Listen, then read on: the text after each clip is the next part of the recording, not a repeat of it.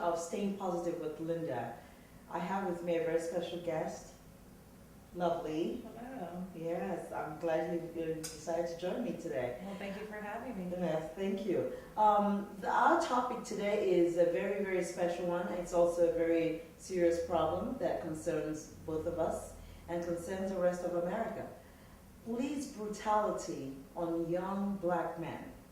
And my guest, Lovely, is an expert on this. She will share her views. What do you think about police brutality in the United States? Yes, right now we are in a devastating and uncontrollable atmosphere. Police brutality is surfacing all through the United States. And I really truly feel like the people need to stand up, the people need to engage more and fight for their rights and get their point across in a civil manner. That is by being a part of community organizations, getting involved with different types of meetings that they may have as far as Congress or legislation meetings, just getting more involved and more in tune into their community. And that is not happening right now. So when these sudden crises break out, it becomes a shock because we didn't do anything about it. And so we just need to start standing up and being a part of the community and a part of political movements, so then that way we can see changes. Some people think, some critics have also complained that the Black Lives Matter group is rather disruptive. Do you agree with that? That is a very controversial subject and topic. I believe that we need to come together as one. It shouldn't be a certain race or gender, but that we all unite as one.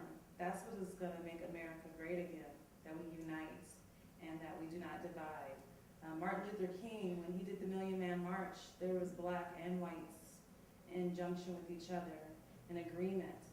So when there's order and when there's an agreement to fight for the same rights and also get our point across in a peaceful manner, I really believe that we all should be joined as one, black, Mexican, blue, purple, or yellow. Right. Approximately about over 500 black men have been shot this year alone, and that is an alarming rate, and some are totally unarmed. Now let's talk about arms. Are we supposed to walk around with concealed carry weapons, or is it not meant for black men or black people generally? I know it's in the Constitution, but do we really have to listen to the Constitution and do everything the Constitution says and just carry guns, or should we just know that it's not, the privilege is not a black privilege? Well, we live here in Arizona, so Arizona is a right to carry state as long as you are licensed. Right.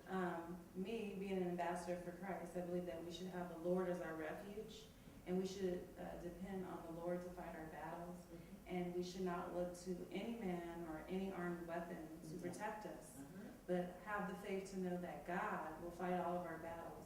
But unfortunately, in the society we live today, that is not, we're not all on common ground. We have taken God out of the whole equation, and we have taken matters into our own hands. And this is what happens, chaos. Yes. And so we really need to wake up and really realize that anyone carrying an armed weapon, it should not be used in a forceful way to say that because I'm licensed, I can kill you. So that is a very controversial statement as well. But I don't think it's a black or a white thing again. That confusion of a race war is really causing all of this chaos.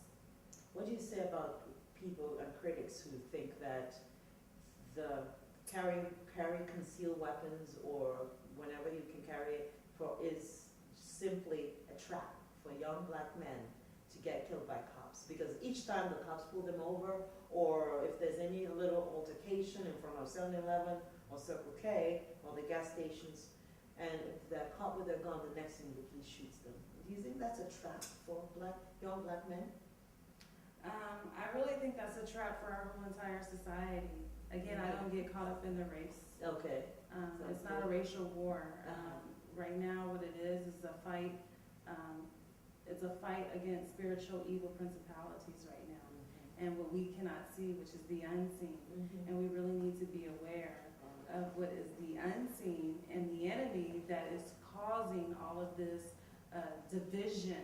Oh my goodness, yes, there's quite a few of them. We are not allowing God to guide us. We're taking matters in our own hands.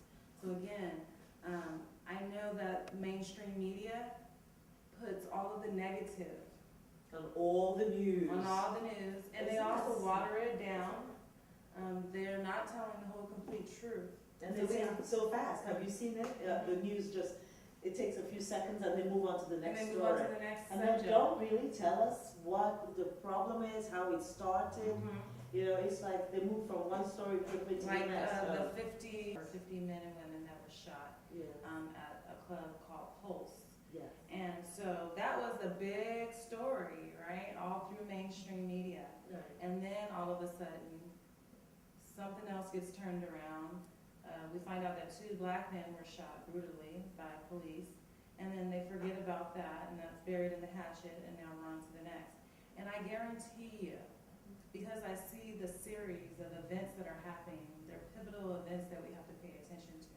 They're setting something up for something that's going to be bigger than this episode that we have just seen, as far as the 2 shootings that we just seen with the protesting and the 12 police officers shot and dead and killed. I mean, look at the man that was shooting the police officers. Does that look like someone like a thug or a street guy that literally did like military tactics of shooting and snipering police officers?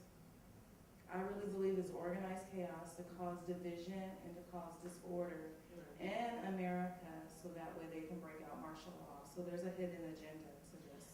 What do you think about critics who compare the shooting by this guy called Micah compared to Dylan Roof? Who, remember Dylan Roof shot 19 Christians, black Christians at a South Carolina church. And this guy, Micah, just shot 5 policemen and wounded quite so many. How do you see both? Because people are looking at it as if, oh, this is exactly the opposite. It's a black or white issue. Why can't America let out on this racial tension? Right, the racial tension, they want that tension because eventually something's going to break and burst into what they want. It's martial law that they are trying to order right now.